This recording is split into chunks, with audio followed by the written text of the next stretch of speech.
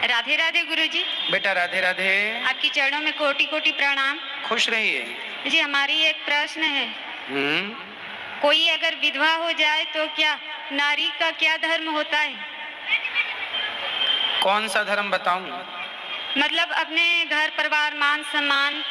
हाँ, तो आप अपने घर परिवार की जिम्मेदारियां पूरी करें और भगवान में ध्यान लगाएं।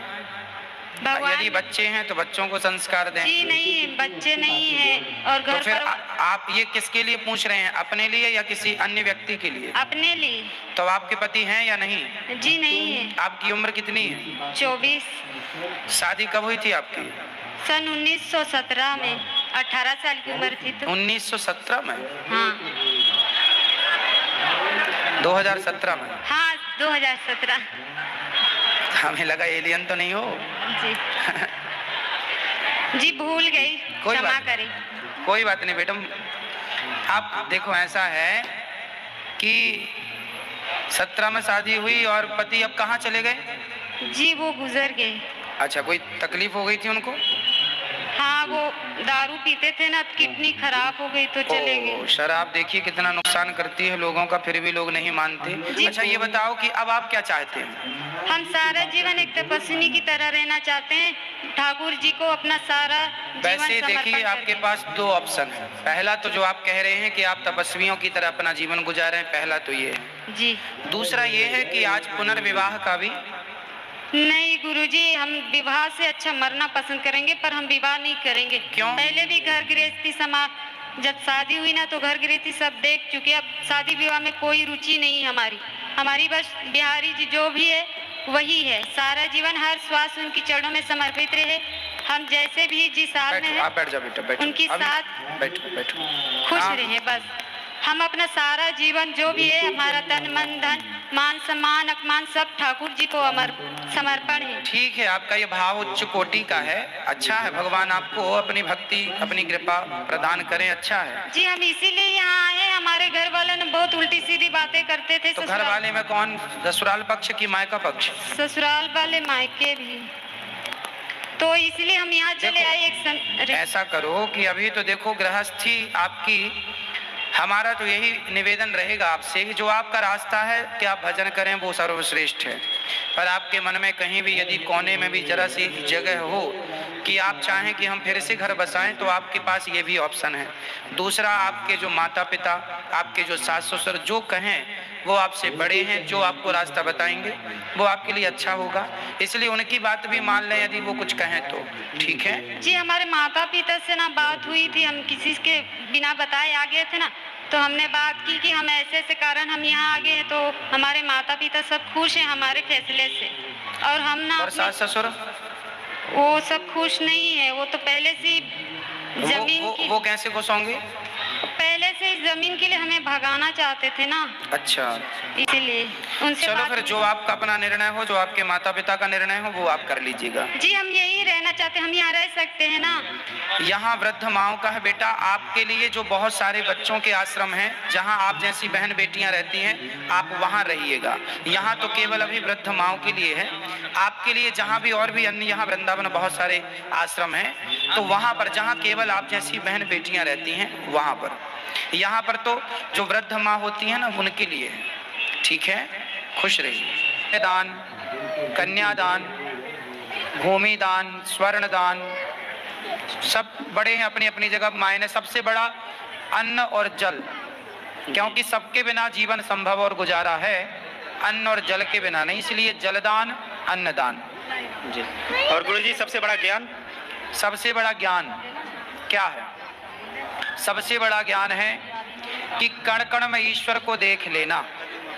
यदि हम ज्ञानी हैं तो ईश्वर को हम कण कण में देखना जाने। यदि हम कण कण में ईश्वर को देख रहे हैं सब जगह, तो ज्ञान है। सब जगह ईश्वर नजर नहीं आ रहे हैं तो फिर वो ज्ञान नहीं है। राधे राधे। राधे राधे। गुरुजी राधे राधे। गुरुजी राधे राधे। हाँ जी। गुरुजी, आप में हमें साक्षात कृष्ण भगवान दिखते हैं। बस हमें इतना ही कहना था। अच्छा गुरुजी राधे राधे जी। गुरुजी, प्रश्न ये है कि जैसे हिंदू धर्म में जो दाह संस्कार होता है वो अग्नि में किया जाता है, और अन्य धर्म जैसे मुस्लिम धर्म है या ईसाई धर्म है उसमें व्यक्ति को जमीन में गाड़ा जाता है। अब जो हमारे कुछ मुख्य गुरु ऐसे होते हैं जिनकी समाधि बनाई जाती है, तो ये क्या कारणवश है कि जो एक आम व्यक्ति है उसको दाह संस्कार अग्नि में किया जाता है और जो बड़े गुरु हैं उनकी भी समाधि एज इक्वल टू ईसाई धर्म जिनको दबाया जाता है वैसे क्यों बनाई जाती है? ऐसा है कि हमारे यहाँ जब दशरथ जी की मृत्यु हुई, जी राम के पिता हैं दशरथ जी, तो राम के पिता जी हैं। बिल्कुल जी बिल्कुल। तो उनकी जब मृत्यु हुई तो उनके लिए भी अंतिम संस्कार लकड़ियों की चिता बना करके अंतिम अंत्येष्टि भरत जी ने की। ठीक है, ठीक है जी। हमारे यहाँ अग्नि में संस्कार क्यों होता है, इसका कारण है हमारा शरीर बनता है पंच महाभूत से, पृथ्वी जल वायु अग्नि आकाश। अभी आपने सुना होगा कि जब लॉकडाउन लगा और कोरोना बढ़ा तो आपने सुना होगा न्यूज पर कि सरकार ने मना कर दिया था कि चाहे तुम मुस्लिम हो ईसाई हो बॉडी को जलाना ही पड़ेगा, क्योंकि जला करके ही कोरोना के सारे बैक्टीरिया को नष्ट किया जा सकता है। बॉडी को गड़ाओगे जी तो वो बैक्टीरिया बना रहेगा। सुना था आपने ये बात? जी बिल्कुल सुना था। तो हम सबने ये कोरोना में ये बात सुनी। तो जब बीमारी बढ़ी कोरोना की तो फिर कोई धर्म वरम काम नहीं आया, फिर सीधा अग्नि संस्कार करना पड़ा। बिल्कुल जी। तो वही करना पड़ा जो सनातन पहले से करता चला रहा। तो गुरुजी एक छोटा सा इसमें ये विचार अभी है, पूरा नहीं हुआ जी पूरा कर लो। तो हमारा सनातन तो देखो साइंटिफिक सच निकला। बिल्कुल जी। अब आपने बात की कि संतों का, जी तो देखो सारे संतों का, अधिकांश संतों का भी संस्कार ही होता है। हमारे यहाँ जो सन्यास परंपरा है केवल उनको छोड़ करके, सन्यासियों का क्यों नहीं होता? क्योंकि सन्यासी जो होते हैं वो अग्नि का स्पर्श नहीं करते, सारी जिंदगी भिक्षा मांग के खाते हैं, वो बना नहीं सकते। कितनी भी सर्दी हो आग ताप नहीं सकता। सन्यासी को आग का स्पर्श वर्जित है, वो ना आग तापेगा, तापना समझते हो? जी बिल्कुल, आग के पास नहीं जाना। जाना ना वो आग तापेगा, ना वो आग में भोजन बना सकता, ना वो आग का स्पर्श कर सकता, तो उसको वर्जित है। इसलिए उसने जीवन भर तपस्या की है ईश्वर को पाने, तो उसका मरने के बाद भी उसका संकल्प खंडित ना हो, इसलिए उसको समाधि दी जाती है। धन्यवाद। दूसरा, जो संत हैं, जिन संतों को अग्नि नहीं लगाई जाती उन संतों को जल समाधि दी जाती है। हमारे यहाँ कौन सी समाधि है? जल समाधि। जल समाधि क्यों? ताकि उसकी बॉडी को जीव जंतु जो पर्यावरण के हिसाब से वो, हाँ, जो पानी के जलचर जीव जंतु हैं वो उसको खाकर और उसका पेट भर जाए। कि संत बोले कि जीते जी मैंने भगवान की सेवा करी, भाई मरने के बाद जलाओ क्यों, वेस्ट क्यों हो, किसी का पेट भरने के काम आता है शरीर। यही संतों का दान है, इसलिए जल समाधि होती है। अब बताओ संतुष्ट हो? बिल्कुल है जी, बिल्कुल है। जय श्री राधे। श्रीमन नारायण। जय श्री आपको चरणों में कोटि कोटि नमन। खुश रहिए। गुरुजी, मेरा सवाल ये है कि मेरे पिताजी जब एक्सपायर कर गए थे तो उसके बाद संगम त्रिवेणी नहीं नहलाया जाता है, तो उनको नहलाने के बाद हमने अपने घर में उनको स्थान दिया, क्या ये उचित है? उनको स्थान दिया मतलब वो चले गए, फिर उनके तस्वीर को या उनकी नहीं, कुछ किसी ब्राह्मण ने बोला कि उनको घर में नहीं, जैसे कुछ उचित स्थान दे दिया जाता है एक जगह बैठाल के पूजा करके जस्ट बगल में, क्या ये उचित है? नहीं, पूर्वजों का ना कोई स्थान नहीं होता। हाँ, हमारे घर में हमेशा हमारे कुल देवता का, कुल देवी का, और मंदिर छोटा सा जो सबके घर में होता, भगवान का स्थान। भगवान की पूजा अर्चना भोग से, उन्हीं के भोग लगाने से वो हमारे पूर्वजों तक पहुंचता है। तो गुरुजी हमें उपाय बताएं उसके लिए, अब हम क्या करें? जैसे घर में जो स्थान हमने दे रखा है, यदि आपको अपने पिता दादा किसी पूर्वजों की फोटो लगानी है, हाँ। तो उनका केवल दक्षिण दिशा की दीवार में होता है। अच्छा, और एक बात और है, वास्तु के अनुसार जो आदमी नहीं है इस दुनिया में, जो मर चुके हैं, उनकी फोटो घर पे नहीं लगानी चाहिए। आप एल्बम में रखो, जब याद आवे तो देख लो कि ये मेरी माँ है, ये मेरे पिता हैं, ठीक है। बाकी जो दादा परदादा सब गए हैं उनको एल्बम में सजा के रखो, अच्छा है। लगाना है तो दक्षिण दिशा की, घर में जो दक्षिण दिशा की दीवार है वहां पर। बाकी कोशिश ये करो ना लगाएं। हमेशा भगवान का दर्शन हो, भगवान की पूजा हो। जो नहीं है उनकी फोटो बार बार नहीं देखना चाहिए। और गुरुजी, जैसे पापा मेरे व्रत रहते थे सोमवार भोले बाबा का, तो वो अचानक एक्सपायर हुए हैं, तो क्या उनके व्रत का उद्यापन करना है? ना, वो तो उनका पुण्य उनके संग चला गया। अच्छा। आपको उद्यापन नहीं करने की जरूरत। उद्यापन हम लोग व्रतों का करते हैं, करना चाहिए। झूठ का उद्यापन कोई नहीं करता, अभिमान का उद्यापन नहीं करता, बस अच्छे कामों का ही उद्यापन। उद्यापन मतलब बस रोक दिया नहीं। अच्छे काम क्यों रोकना, बुरे काम रोकना है। घर में क्या गुरुजी श्रीमन नारायण की तस्वीर जो लक्ष्मी जी पैर दबाते हुए है, क्या उस मूर्ति को हम घर में रख सकते हैं? हाँ, वो सबसे शुभ होती है। अच्छा अच्छा अच्छा। जिस घर में भगवान आराम कर रहे हो भाई, जहाँ सुकून मिलेगा वहीं तो विश्राम होगा। एक सवाल और है गुरुजी कि जितनी भी आपके यहाँ गौरी गोपाल आश्रम में वृद्ध माएं हैं, ये जो वृद्ध माएं आई हुई हैं, क्या इनके बच्चों ने इन्हें शादी से पहले मतलब घर से निकाला या शादी के बाद? 99% तो शादी के बाद, 1% शादी के। ऐसी भी एक माँ यहाँ पर है जिनके बच्चों की शादी नहीं हुई और निकाल दिया। तो गुरुजी जैसे शादी के बाद जो मतलब हमारे निकाल देते हैं लोग माँ बाप को, तो हम इसमें दोष किसको दें सबसे ज्यादा? अपने पुत्र को या फिर मतलब आने वाली जो बहू है, किसको दोष दे सकते हैं आप? बहू का दोष नहीं है। कहावत है, जब हमारा ही सिक्का खोटा है तो हम दूसरों को क्या लांछन लगाएं। क्योंकि आजकल का ना गुरुजी प्रचलन क्या है, जो बहुएं आती हैं, अब जैसे माँ पर कोई गलत कर रहा है, अगर लड़का बोलता भी है तो इतना मतलब टॉर्च कर देती हैं कि हम ये कर देंगे, वो कर देंगे, मर जाएंगे, मतलब ये हो जाएगा, हम घर में फंसा देंगे सबको। तो मतलब ये जो हमारे एक दोस्त है, मित्र है, उनके साथ ऐसा हो रहा है, तो वो बहुत दुखी है गुरुजी, परेशान हो गए हैं, वो कोई रास्ता नहीं खोज पा रहे कि क्या करें। ऐसी पत्नियों को हमारे पास लाओ। अच्छा, सत्संग सुनाओ। देखो, अंधकार को मिटाना है तो आप क्या करेंगे? दीपक जलाएंगे, बस। कोई दूसरा ऑप्शन है? नहीं।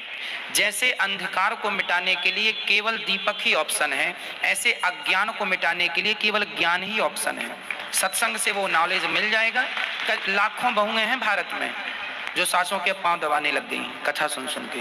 गुरुजी आज हम जब वृद्ध माँ से मिल रहे थे तो एक कोई परिवार आया होगा, तो बड़ा बुरा लगा। हम वहां पर खड़े हुए थे, वृद्ध माँ से बोला ये तो आपके भोग हैं, कुकर्म है, जो इसलिए जो आप यहाँ पर पड़ी हुई हैं। तो मैंने उनको जवाब ये दिया, वो उनके भोग नहीं है, वो तो उनके अच्छे कर्म जो है गौरी गोपाल आश्रम में है। वो सबसे अच्छा कर्म है उनका, जो अपने घर छोड़ के वो गौरी गोपाल आश्रम में साक्षात भगवान की चरणों में है वो। बिल्कुल बिल्कुल। बात ऐसी है कि हर पुत्र को, हर बहू को अपनी सास की और अपनी माँ की सेवा जिम्मेदारी से करनी चाहिए। यदि हर बेटा करे तो फिर वृद्धाश्रमों की कोई आवश्यकता नहीं है ना। वो तो अब मजबूरी में बनाना पड़ा, कहाँ जाएं। हाँ बिल्कुल। अब यहाँ आप हमारे पास आए हैं, हमें भूख लगी है तो आपके लिए भोजन की व्यवस्था हमें करना हमारा।